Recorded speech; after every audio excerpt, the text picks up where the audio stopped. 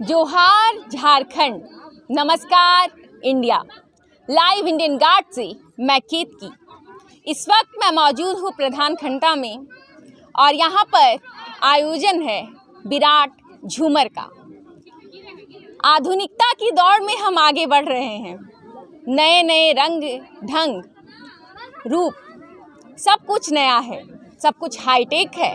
हाथों में एंड्रॉयड है और हम फेसबुक पर इन सब के साथ एक चीज़ और हो रहा है और वो है हमारी खुद की संस्कृति हाशिए पर जा रही है।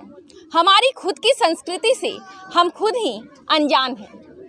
विराट झूमर के जरिए एक कोशिश है आम जन को अपनी संस्कृति से जोड़ने की।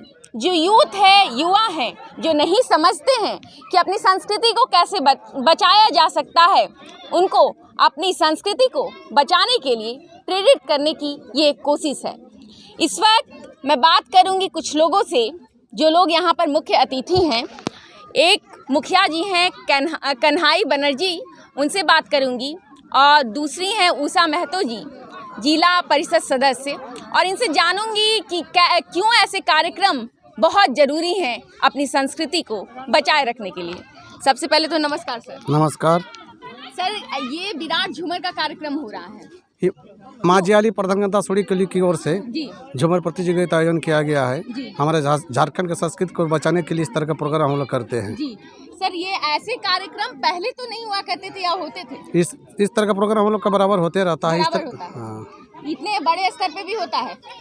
इतना बड़ा स्तर से नहीं, लेकिन होता है। हम लोग प्रोग्राम बीच बीच में होते रहता है। हम लोग जियाली मेला, यहाँ तो भक्ता मेला में भी झूमर प्रतियोगिता करते हैं। जी जी जी सर, यहाँ झारखंड में एक बात चलती है कि अपनी संस्कृति दबती जा रही है और बाहरी संस्कृति हावी हो रही है। इस पर आप क्या कहेंगे? बाहरी संस्कृति को हम लोग हावी होने नहीं देंगे। झारखंड का संस्कृति ही हावी रहेगा झारखंड में। अच्छा, चलिए आप सुन रहे हैं। बात करते हैं उषा मैम से। मैम, सबसे पहले तो विराट झूमर का कार्यक्रम का आयोजन है, आपके क्या विचार है इस पर?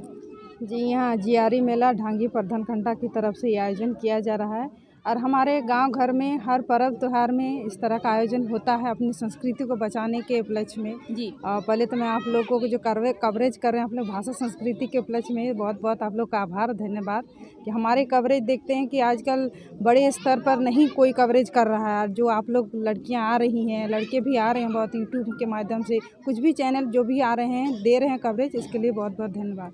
कहीं न कहीं विलुप्त तो होती जा रही है हमारी सभ्यता। अब आप देख रहे हैं 2 साल से जो भाषा संस्कृति जो आंदोलन मैंने छिड़ा, उसकी वजह से लोग और अच्छी तरह से जागरूक हो रहे हैं, अपनी संस्कृति को पहचान रहे हैं और सबको मतलब लड़के जो आजकल के युवा पीढ़ी है जो इसको विलुप्त हो जा रही थी, उनको जानकारी नहीं थी कि कैसे हम लोग अपनी पर्व संस्कृति रीति रिवाज कैसे मनाते। ये कहीं ना बूढ़े पुरखों तक ही सीमित थी। तो इस दौरान हम लोग जानने की कोशिश कर रहे हैं, सबको समझाने की कोशिश कर रहे हैं कि हमारे झारखंड में जो हमारी पुरानी सभ्यता संस्कृति है उस किस तरह हम लोग युवाओं में दें, युवतियों में दें, उनको सिखाएं कि हमारी जो संस्कृति है आगे हम लोग कैसे उसको बढ़ाएं, जो संस्कृति सिमट चुके हैं अपने को कैसे उजागर करें, दिखाएं। क्योंकि ये कहीं ना कहीं हमारी जो संस्कृति प्रकृति से जुड़ी हुई है, प्रकृति से देन है। आप देखेंगे पहले जब बैगन बाड़ी जो बाड़ी होता था उसमें देखते थे बांसी बजाने का रूल था। क्यों? क्योंकि वहाँ जो कीड़े मकोड़े रहते थे वो ख़त्म हो जाते थे, इस तरह का नियम था। लेकिन आजकल देखिएगा इस तरह का नियम नहीं है, कहीं बैगन में कीड़े लग ही रहे हैं। इस तरह के जहाँ की छोटी छोटी जो सभ्यता संस्कृति कहीं ना कहीं देखिएगा प्राचीन संस्कृति से वैज्ञानिक मतलब इससे जुड़ी हुई है। तो इसको हम जब पहले जैसे बच्चा पैदा होता था तो जैसे कि छान बोलते हैं, खपड़े को माने उसको बजाते थे या थाली बजाते थे। आजकल तो देख रहे हैं हॉस्पिटल में हो रहे हैं, नॉर्मल डिलीवरी नहीं हो रही है, वहाँ पर गाड़ी के साउंड से हॉर्न से बच्चे का कान गूंज रही है। तो कहीं ना कहीं पहले की जो सभ्यता हमारी थी, जैसे कि बजाते हैं कुछ थाली वाले, उसे कान का जो सुनने की क्षमता रहती है बच्चे में वो जागृत होती है।